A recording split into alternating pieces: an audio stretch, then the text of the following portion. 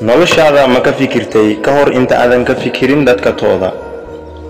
maxaa samaysaa maxaa si qabataa waqtiyada qaaliga ah intuu ku baxa horta ma isweydiisay waa soo kacday yani hurdada ka soo toostay banaanka aaday waa baashaashay marba meel ay aadaysay waqtiga duurka ayaa la gaaray waqtiga ugu socda ogaw salaada ayaa soo dukatay then waa si socotay haddana waxaa la gaaray salaada kale sheeko aad ku jirtid ama sheeko ku socoto way ka fogaatay salaadii maxaa yeelay waxa ku toorantahay ma bajiro ma lahan markaas kadib aad isleedahay dunidan la joogo formless iyo waxyaabo la mid ah oo yani eedan aleemani midaasna waa laga sugayay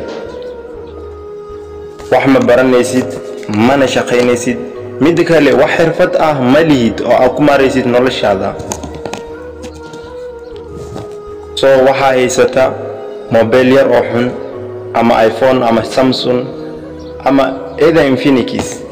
kadib waxa samaysaa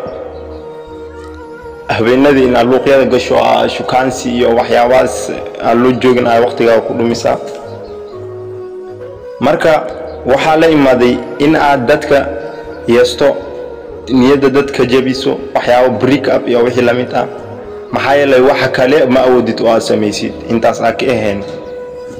noloshaada waa laba mid marka hore iyo wax kale faa'iidooyin kale badan laakiin labada mid ugu muhiimsan labadaas waxa ka mid ah inaad wax barato ama inaad shaqaysatid hadda labadaas aynan isweydii noloshaada isweydii maxaa haysaa isweydii noloshaada marka hore waxa haystaa fursad istaag oo fadhiga ka kac samaysi waqti yar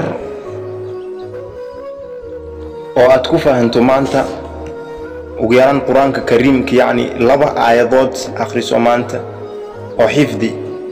biri laba aayad kale ku dar laba ku dartid afar aayad ayaa haysataa ama laba eray yani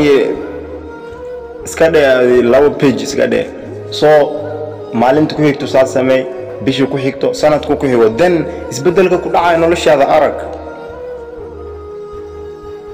hadda isku halayso shukaansigan iyo waxyaabahan qiyaaliga ah ama gabar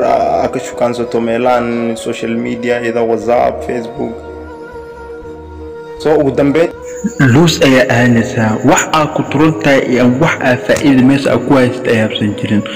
walaan waxaa ka xusna subscribe ina sii sheegayso YouTube-ka family. Wassalamu alaykum.